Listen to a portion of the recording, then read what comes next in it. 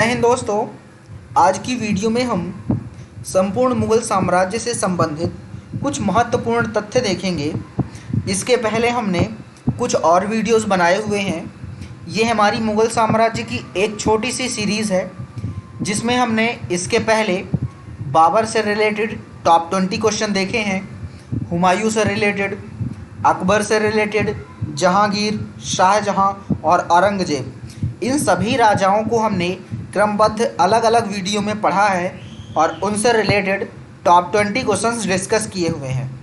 आज हम औरंगजेब के बाद जितने भी राजा मुग़ल साम्राज्य में हुए और उनसे जो महत्वपूर्ण तथ्य बन सकते हैं उनके बारे में आज हम इस वीडियो में डिस्कस करने जा रहे हैं। तो चलिए शुरू करते हैं और देखते हैं कि हम आज इस वीडियो में कौन कौन से राजाओं के बारे में पढ़ने जा रहे हैं। तो आज हम सबसे पहले बात करेंगे बहादुर शाह के बारे में, उसके बाद हम बात करेंगे जहादर शाह, फिर आएंगे फारूक शियर, फिर आएंगे रफ़ी उल दरजद, उसके बाद आएंगे शाहजहां द्वितीय, मोहम्मद शाह, फिर आएंगे अहमद शाह बहादुर, आलमगीर द्वितीय, शाहजहां तृतीय, शाह आलम द्वितीय, अकबर शाह द्वितीय और अंतिम आएंगे बहादुर शाह द्वितीय। तो चलिए बहादुर शाह को पढ़ना शुरू करते हैं। बात करें बहादुर शाह के शासनकाल की तो इनका जो शासनकाल था वो 1707 से लेके 1712 तक माना जाता है। कुछ इम्पोर्टेंट तथ्यों के बारे में अगर बात करें तो इन्होंने मराठाओं के साथ बस्ती बसाई थी और राजपूतों के साथ इन्होंने शांति बनाई थी और पंजाब में जो सिख थे उनके साथ मित्रता बनाई थी। तो बहादुर शाह से रिलेटेड ये दो तथ्य ही हैं जो हमें याद करने हैं। उसके बाद आगे हम पढ़ते हैं जहादर शाह के बारे में। बात करें जहादर शाह के शासनकाल की तो वो 1712 से लेके 1713 तक के लिए ही बनते हैं। मात्र एक साल के लिए ये मुग़ल साम्राज्य के राजा बनते हैं। अब इन एक साल में इनके बारे में हमें जो पढ़ना है, सबसे पहली बात यह है कि हुसैन अली खां और फारूक शियर ने इनके विरुद्ध आगरा में युद्ध कर दिया था। दूसरी बात, जहादर शाह इस युद्ध में परास्त हो गए थे। तीसरी बात, जो असदखा एक व्यक्ति थे जिन्होंने दिल्ली के किले में इन्हें कैद कर लिया था। जैसे ही जहादर शाह ये युद्ध हारते हैं, युद्ध हारने के बाद इन्हें असदखा खां एक नामक व्यक्ति होता है जो इन्हें दिल्ली के किले में कैद कर लेता है और फारूक शियर इसमें विजयी होते हैं और फारूक शियर विजयी होने के बाद इनकी हत्या करवा देते हैं और इसीलिए इनको लंपट मूर्ख की उपाधि दी जाती है। और अगर कहीं पूछा जाए कि जहादर शाह को लंपट मूर्ख की उपाधि किसने दी थी तो इसका आंसर होगा इरादत खान ने जहादर शाह को लंपट मूर्ख की उपाधि दी थी। बात करते हैं आगे फारूक शियर की। तो फारूक शियर का जो शासनकाल है वो 1713 से लेके 1719 तक माना जाता है। वहीं अगर इनके समय में कुछ महत्वपूर्ण तथ्य के बारे में बात करें तो 1717 में ब्रिटिश ईस्ट इंडिया कंपनी को इन्होंने एक ऐसी अनुमति दी जिसके द्वारा जो ईस्ट इंडिया कंपनी थी वो भारत में कहीं भी अपना व्यापार कर सकती थी।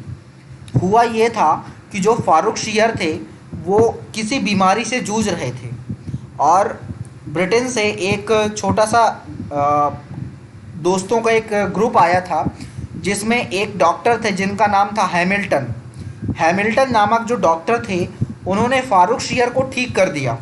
तो फारूक शियर इस खुशी में फारूक शियर ने एक उनको अनुमति दे दी कि आप भारत में कहीं भी जाके अपना व्यापार शुरू कर सकते हैं और इसी वजह से ही कहीं ना कहीं जो अंग्रेज़ थे वो भारत में हावी होने लगे थे इसी की वजह से। तो इसी को कुछ इतिहासकार मैग्ना कार्टा के नाम से जानते हैं। ये क्वेश्चन कई बार पूछा गया है कि मैग्ना कार्टा किस चीज़ को कहते हैं या किस चीज़ की अनुमति को कहते हैं।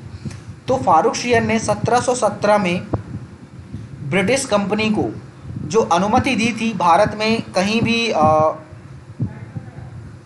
कहीं भी व्यापार करने के लिए, उसको इन सब ने इतिहासकारों ने मैग्ना कार्टा कहा है।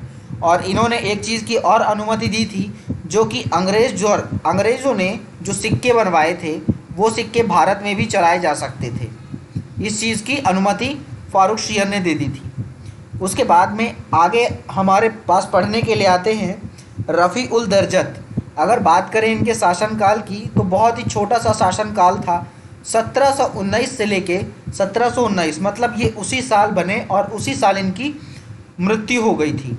तो इनके बारे में अगर देखा जाए तो ये फारूक शीर के बाद बादशाह घोषित किए गए थे और इन्हें फेफड़ों का कैंसर था, जिसकी वजह से इन्हें 1719 में इनकी मृत्यु हो गई।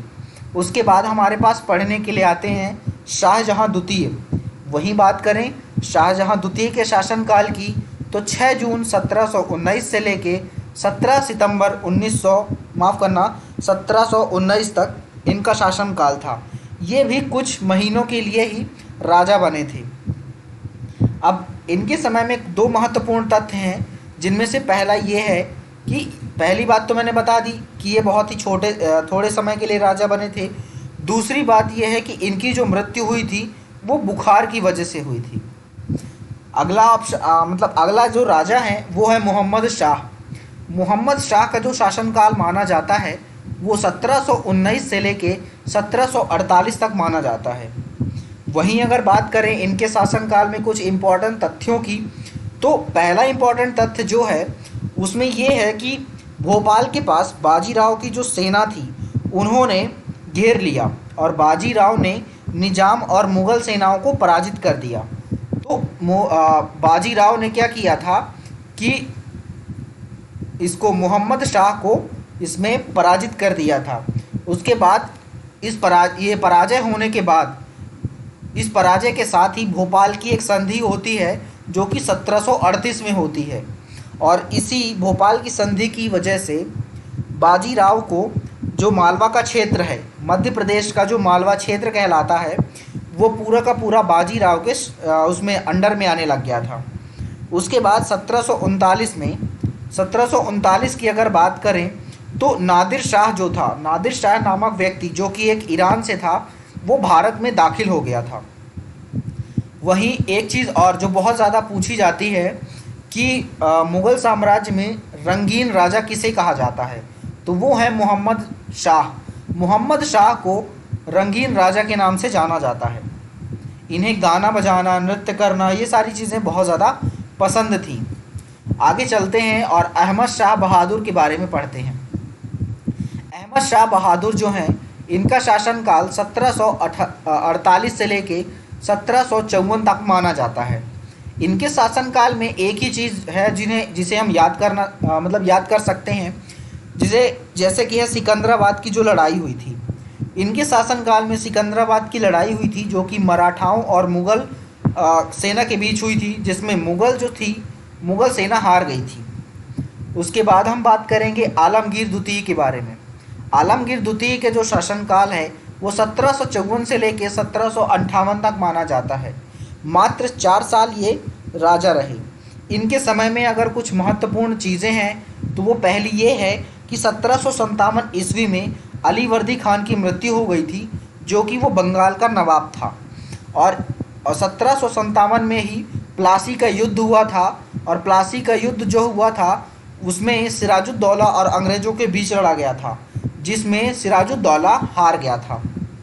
उसके बाद हम चलते हैं शाहजहाँ तृतीय के पास में।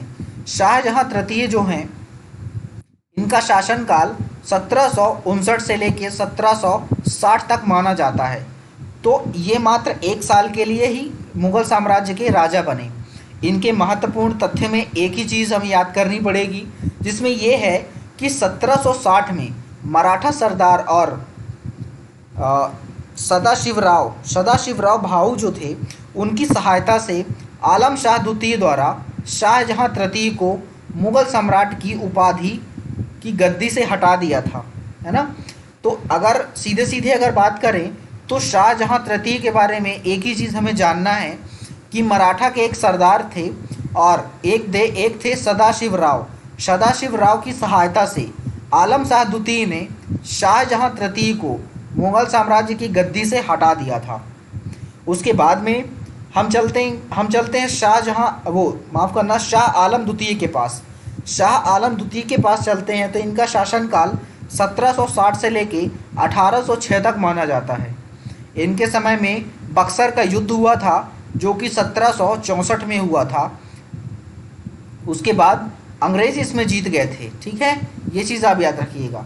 और अंग्रेज़ इस चीज़ में मतलब बक्सर का युद्ध जीतने के बाद ही अंग्रेज़ों के पास बंगाल, बिहार और उड़ीसा इन चीज़ों की दीवानी आ गई थी और उसके बाद इलाहाबाद की संधि हुई थी। और आगे हम चलेंगे अकबर शाह द्वितीय के बारे में। अकबर शाह द्वितीय का जो शासनकाल माना जाता है वो 1806 से लेके 1837 तक माना जाता है।